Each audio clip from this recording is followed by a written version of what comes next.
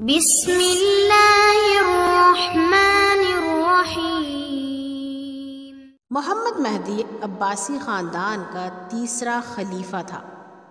اس نے اسلامی دنیا پر 775 عیسوی سے 786 ہجری تک حکومت کی۔ وہ بہت بہادر، نرم دل اور انصاف پسند خلیفہ تھا۔ خلیفہ بننے کے بعد اس نے شہر کوفہ کا گورنر امیر موسیٰ بن عیسیٰ کو مقرر کیا، جو رشتے میں اس کا چچا ہوتا تھا۔ اس زمانے میں شہر کوفہ کے قاضی یعنی جج شریک بن عبداللہ تھے۔ وہ بہت بڑے عالم اور اللہ سے ڈرنے والے بزرگ تھے۔ انہوں نے قاضی کا عہدہ اس شرط پر قبول کیا تھا کہ ان کی عدالت میں امیر اور غریب سب برابر ہوں گے اور پورا انصاف کیا جائے گا۔ ان کے کام میں خلیفہ یا کوئی سرکاری افسر دخل نہیں دے گا۔ وہ حقدار کو اس کا حق دلائیں گے اور ظالم کو اس کے ظلم کی سزا دیں گے۔ کسی نے کسی ظالم کی سفارش کی تو اسے بھی سزا دیں گے۔ کوفہ میں امیر موسیٰ بن عیسیٰ کا ایک بہت بڑا باغ تھا۔ اس کے ساتھ ہی ایک غریب بڑھیا کا بھی چھوٹا سا باغ تھا۔ امیر موسیٰ چاہتا تھا کہ بڑھیا اپنا باغ اس کے ہاتھ بیچ دے تاکہ وہ اسے اپنے بڑے باغ میں شامل کر لے، لیکن بڑھیا نے اپنا باغ بیچنے سے انکار کر دیا۔ اس پر امیر موسیٰ کو بہت غصہ آیا۔ اس کا خیال تھا کہ شہر کا حاکم اور خلیفہ کا چچا ہونے کی وجہ سے وہ غلط یا صحیح جو کام کرے اسے کوئی نہیں روک سکتا۔ ایک معمولی عورت کو جرأت کیسے ہوئی کہ اس نے بات ماننے سے انکار کر دیا؟ اس نے اپنے چند ملازم بھیج کر غریب بڑھیا کے باغ پر زبردستی قبضہ کر لیا اور اس کی 4 دیواری گرا کر اسے اپنے باغ میں شامل کر لیا۔ غریب بڑھیا روتی پیٹتی قاضی شریک کی عدالت میں حاضر ہوئی اور شکایت کی کہ امیر موسیٰ نے میرے باغ پر زبردستی قبضہ کر لیا ہے۔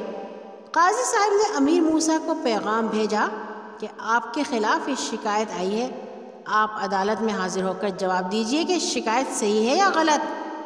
امیر موسیٰ کو قاضی صاحب کا پیغام ملا تو اس نے اپنے پولیس افسر کو یہ کہلا کر قاضی صاحب کے پاس بھیجا کہ آپ اس معاملے میں دخل نہ دیں۔ پولیس افسر نے یہ پیغام قاضی صاحب کو دیا تو قاضی صاحب نے کڑک کر کہا، تمہیں یہ پیغام میرے پاس لانے کی جرأت کیسے ہوئی؟ کیا تم مجھے انصاف کرنے سے روکنا چاہتے ہو؟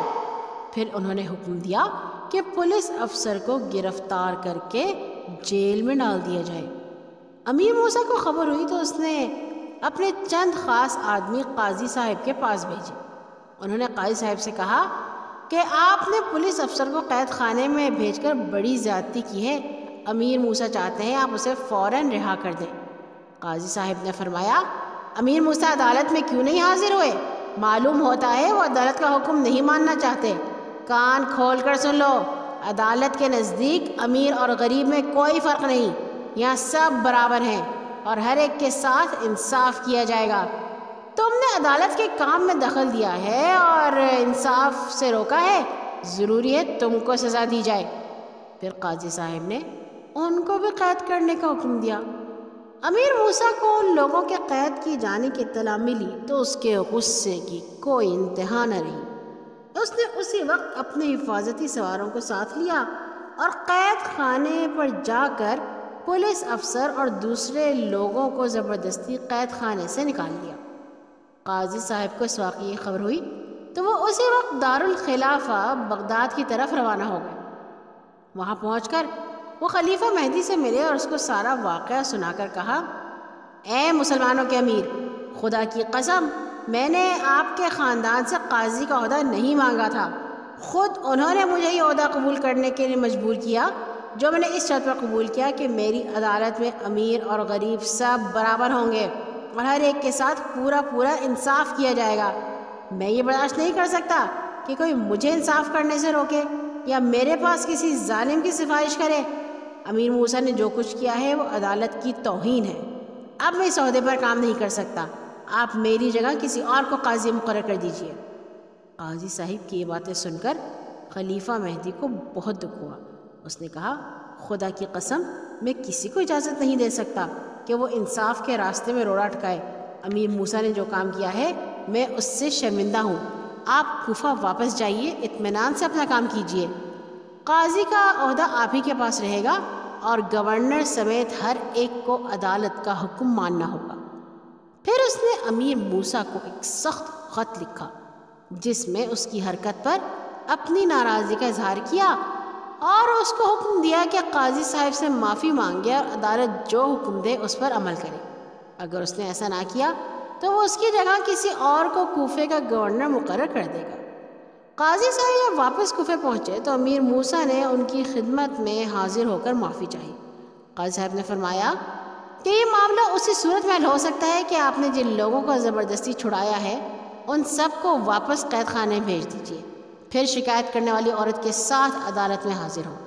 امیر موسیٰ نے کہا آپ جو فرماتے ہیں ایسا ہی ہوگا۔